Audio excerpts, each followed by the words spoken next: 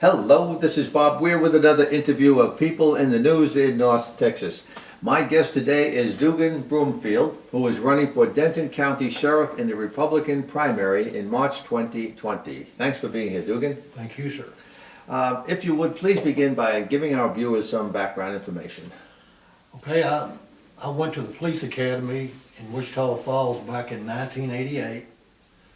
In 1989, I went to work for Electra Police Department as a patrol officer. I stayed there for a couple years, and then I went up to Esteline, and that was mainly a speed trap, really what it is, writing tickets for the revenue up there.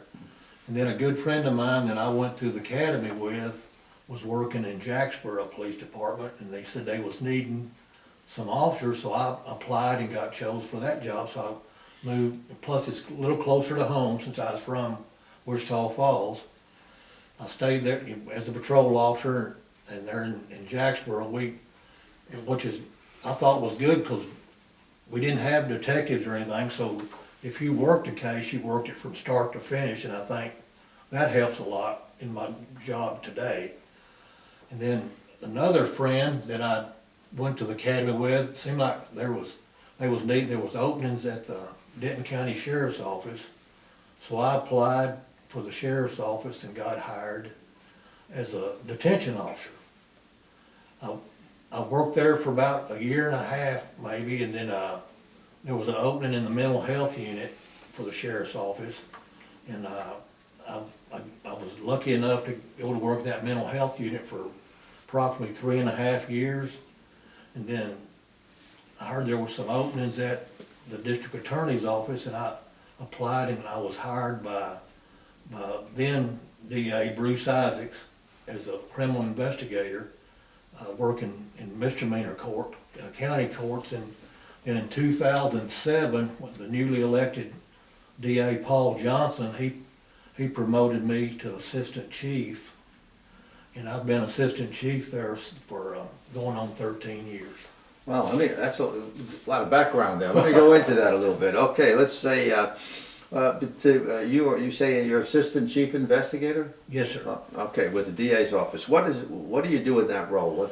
Well, in my role is mainly a supervisory role, but I also work when Jamie Beck, the first assistant, kind of takes a case that she wants to work. I'm her guy. Yeah. I do the work as an investigator for Jamie Beck. But I also I'm the TAC, the Terminal Agency Coordinator, which deals with the TLETs. I have to have everybody in the DA's office the officers, the investigators have to have less than full access to be able to run criminal histories, rap sheets, or DLs. But the assistant DAs and administrative people, they all have to have a criminal justice practitioner, which they can do this online now. And the reason for that is anyone that has access to review or read a history has to have this course. All right. Well, let me ask you about when you became part of the Sheriff's Department. What are the qualifications to become a member of the Sheriff's Department? Well, you start off in the jail as a detention officer. I think the age is 18 to become a jailer. It's a great job. You know, I never worked in the jail before then, and I believe everybody needs to start there because they actually see what's going on and how you to deal with the inmates on a daily basis. Okay, let me move on with the sheriff has the same peace officer status as a police officer and the city police officers and so forth. Yes, sir. They're peace officers. Yes, sir. Yeah, so they can make arrests, give out summonses and stuff like that. Yes, sir. Does the sheriff office collaborate with local police Yes, sir. on investigations? They do, right? All right.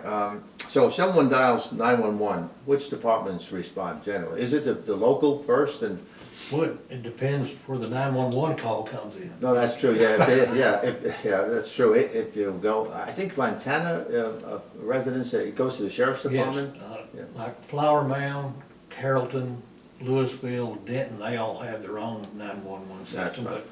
But the sheriff's department, they dispatch for all the smaller, you know, like Sanger and Crum and Ponder and all them different agencies. Right. The question a lot of people might ask is if a city officer and a deputy sheriff arrives on the scene at the same time, who's in charge? Well, to me, there's really no one in charge. The sheriff, if it's in the city, is more the city officer's backup. Yeah. Until right. other officers from his department arrive. Yeah, because it's like a city and county Yes. difference. Okay. So let me move on to if you're elected sheriff, what would you do differently than the current sheriff? Well, first of all, I believe there needs to be more training, more up-to-date training for the deputy sheriffs along, especially our detention officers, because that will reduce liability. And plus, it'll give you quality and professional results. And there's a couple courses that I think would be really great. It's called, one is for interdiction and protection of children, and what that is, the Texas Department of Public Safety has put this course on, and I believe it's gone nationwide. And what it is to give the deputies or anybody that takes his course, which at first I thought about just the deputies, but I'm thinking maybe detention officers and even the civilian personnel have this class, because that gives you the clues when if you see someone. It might be a child that may have a bruise on their eye, a cut, or maybe red marks around their wrist like they've been bound, that could be might been missing or abducted. Right. And this can lead into Signs of abuse. abuse, or it could end up be child trafficking, and that would make, for that, they could be groomed to go into sex trafficking. Right. Now, that's a serious problem Yes. today. So are there deputy sheriffs on patrol regularly throughout the county? Oh, yes. So just like city police officers or county, they're on patrol too? Yes, sir. All right. What kind of campaigning are you doing so far? I mean, are you going like door to door? You're going to be sending out literature? I'm gonna be doing both, sir. I'm gonna knock on as many doors as I can knock on. That's good. That's very important. Yeah. People who meet the candidate usually have that personal Yes. contact with them. What about debates? I understand you mentioned something about there's a debate coming up in January, Robeson. At Robeson, right, I believe it's January 8th. All right, people can check that out.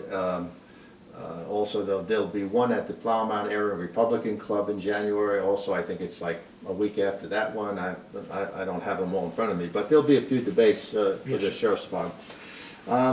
All right, so we're starting to wrap up now. So, is there anything else that you'd like to add before we close? Well, I'd like for all the sheriff's office personnel and anyone that they come in contact with to treat them with the utmost respect and compassion, because everyone deserves that. And the main thing is to know the wants and needs of the citizens of Denton County, because we come in contact with them each and every day, and they're the ones that that pays my salary, your salary, and we need to take care of those Yeah, citizens. the image of the department Yes. is very important. Yes, yeah. sir. I agree.